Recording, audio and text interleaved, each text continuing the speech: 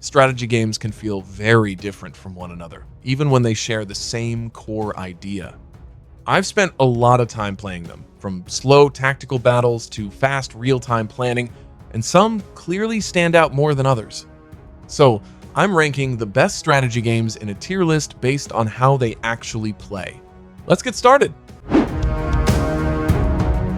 RimWorld looks simple at first, and I almost ignored it because of that, but once I actually played it, I realized how deep it really is. This isn't just a survival or strategy game to me, it's a story generator where every decision matters.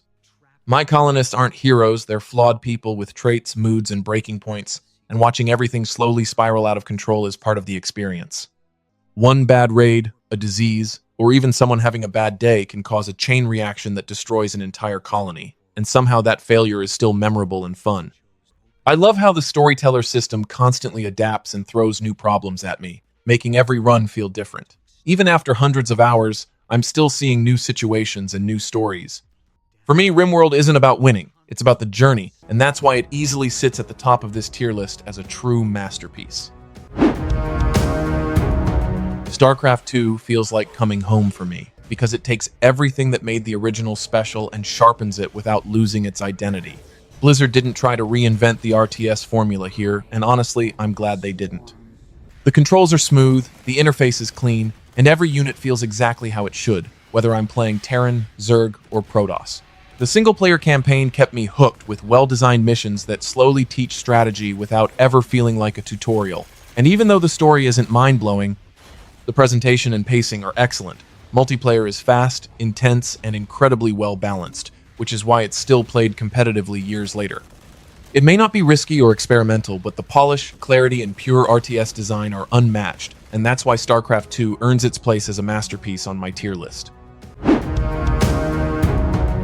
Anno 1800 is one of those city builders that completely takes over my brain once it gets going, especially on console where games like this are usually harder to pull off.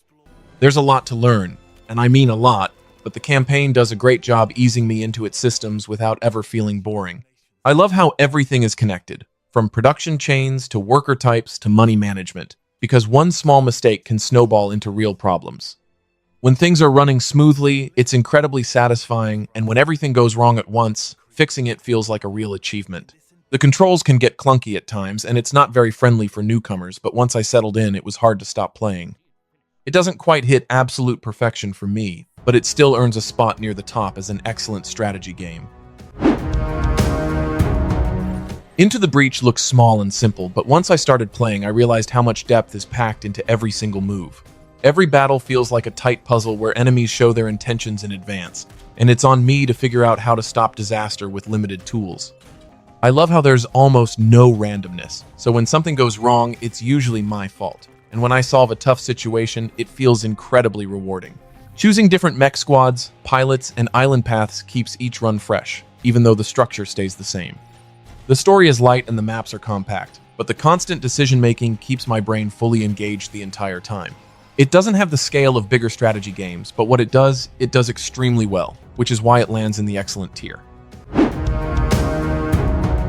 Total War. Three Kingdoms really surprised me with how engaging its campaign stays from start to finish, because I'm rarely bored even dozens of turns in.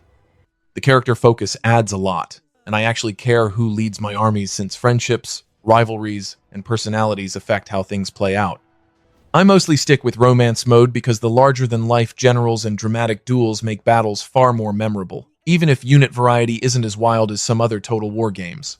Diplomacy feels sharper here too, with real pressure from rivals instead of a slow, sleepy late game. It can be exhausting at times because the challenge rarely lets up, and some systems feel less important than they should, but overall, it's one of the most confident and polished campaigns the series has delivered. Because of that balance of strong strategy, characters, and constant tension, this one comfortably earns its place in the great tier. Cities. Skylines is the kind of city builder I can lose hours to without even noticing, because it focuses so hard on the joy of building and expanding something that feels alive. I love the sheer scale of it, watching small neighborhoods slowly grow into massive cities with traffic problems, transit systems, and distinct districts. Laying roads, managing zones, and fixing traffic bottlenecks is oddly relaxing, even when things aren't perfect. That said, the game doesn't always do a great job explaining what's going wrong, and the lack of real disasters or pressure can make it feel a bit too safe at times.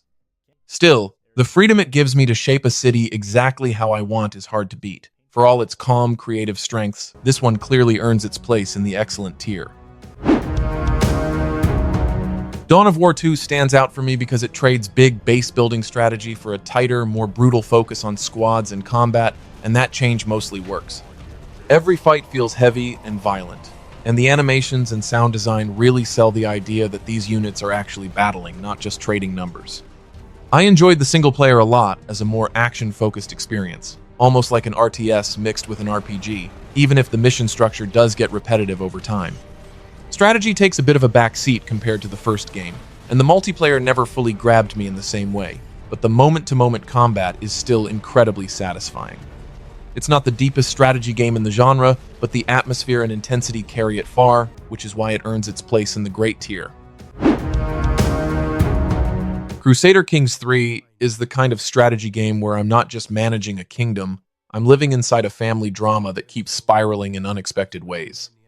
Every ruler feels like a real person with flaws, habits, and stress, and I love how the game pushes me to roleplay instead of chasing perfect numbers.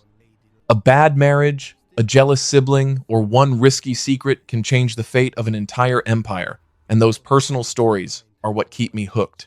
Even warfare and politics feel more meaningful because they're tied to people I actually care about, not just armies on a map. It's deep without being overwhelming, flexible without losing focus, and endlessly replayable because no two dynasties ever turn out the same. For me, this sets the gold standard for historical strategy, which is why it belongs at the very top in the masterpiece tier. Gears Tactics looks fantastic and feels great moment to moment, but for me it never fully comes together as a strategy game. The combat is flashy and satisfying, especially when chaining abilities and executions, and it does a good job translating the Gears of War style into turn-based tactics. The problem is that it focuses almost entirely on battles, with very little long-term decision-making or strategy outside of missions. The story is fine but forgettable, and the side missions start to feel repetitive and padded after a while. Without a deeper campaign layer, my motivation to keep going slowly faded, even though the fights themselves were polished. It's a solid idea with strong presentation, but overall it lands squarely in the mediocre tier for me. Homeworld Remastered still feels special to me, because no other strategy game handles space battles with this kind of scale and atmosphere. Controlling fleets in full 3D space takes some getting used to, but once it clicks, watching ships move, fight, and maneuver feels incredible. The pace is slower and more deliberate, which gives battles real weight, especially since your fleet carries over between missions and losses actually matter. Some missions can drag a bit, and resource gathering can feel slow, but the mood, music, and presentation carry the experience. The first game's story in particular still hits hard and feels rare for an RTS. It's not perfect, and it won't be for everyone, but the overall experience is strong enough that it earns a spot in the great tier. Civilization VII is still fun for me to play, but it feels like a version of Civ that's been smoothed out a little too much. I like some of the changes, especially improved warfare, stronger diplomacy, and the new age structure that helps shake things up over time. The presentation is slick, the music is excellent, and the game still has that classic one more turn pull. But the interface often doesn't give me enough information, which makes planning and learning systems more frustrating than it should be. A lot of the depth and customization I expect from Civ feels stripped back, and some systems feel unfinished or overly simplified. I can see the potential here, especially with future updates, but right now it doesn't fully live up to the series' best moments, which is why it settles into the good tier for me. Company of Heroes 2 works for me because it doubles down on tactical combat instead of overwhelming me with huge armies and endless base management. Every fight feels deliberate, with smart use of cover, flanking, and positioning making the difference between winning and losing. I love how small unit counts keep the pace slower and more thoughtful, and the destruction, animations, and sound design make battles feel intense and grounded. The Soviet faction adds a different rhythm to play, even if some mechanics like snow and flamethrowers can feel frustrating over time. The campaign doesn't always surprise, but the moment-to-moment combat is consistently strong, and the multiplayer offers plenty of depth if you want to stick with it. It's not a massive leap forward from the original, but it refines what already worked so well, which is why it earns a place in the excellent tier. Supreme Commander: Forged Alliance is the kind of strategy game that demands everything from me. and I love it for that. This is pure large-scale warfare, where I'm managing massive armies, a complex economy, and multiple fronts all at once. The addition of the fourth faction and faster access to experimental units makes every match feel more dynamic, especially once late-game chaos kicks in. It's not friendly to newcomers at all, and it never tries to be, but once I learned how the systems work, the depth felt unmatched. Zooming out to command hundreds of units and watching entire battlefields shift because of long-term decisions is something very few RTS games can offer. It's overwhelming, demanding, and incredibly rewarding if you commit to it, which is why this stands tall in the masterpiece tier. Invisible ink makes me feel like the person in the control room, not the flashy spy in the field, and that's exactly why it works so well for me. Every mission is about careful planning, watching guard patrols, managing limited resources, and knowing when to grab the objective and escape before security spirals out of control. I love how tense it feels, because one bad move can cost me an agent permanently, and there's no room for reckless play. The turn-based stealth, random levels, and rising pressure push me to think ahead instead of reacting late. It's smart, focused, and deeply satisfying when a plan comes together cleanly, which is why I place it in the excellent tier. Europa Universalis IV is the kind of strategy game where I don't just play history, I reshape it in ways that still feel believable. I love how it lets me pick any nation and set my own goals, whether that's building a global empire, dominating trade, or just surviving against bigger powers. Every decision has weight, because expanding too fast brings real consequences, and sometimes slowing down is the smartest move. It's deep without feeling unfair, and once I understand its systems, it gives me endless freedom to tell my own version of world history. For me, this easily earns its place in the masterpiece tier.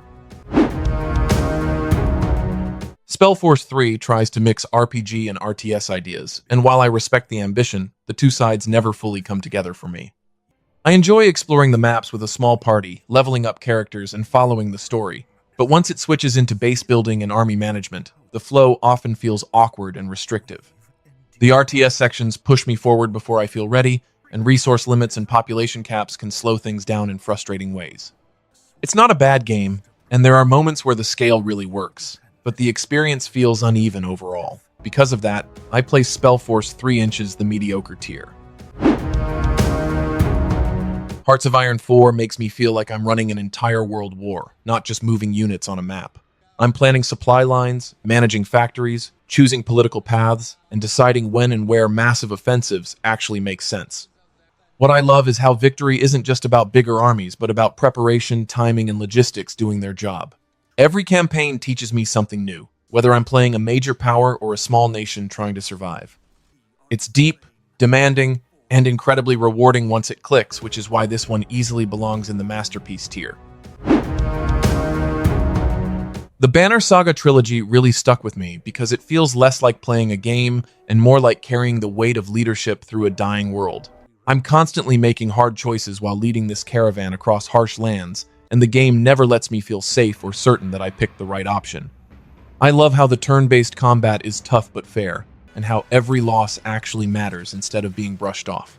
What really sells it for me is the story, the art, and the music working together to make everything feel somber and meaningful. It doesn't always feel perfect, but the emotional impact and consistency across all three games earn it a solid place in the great tier.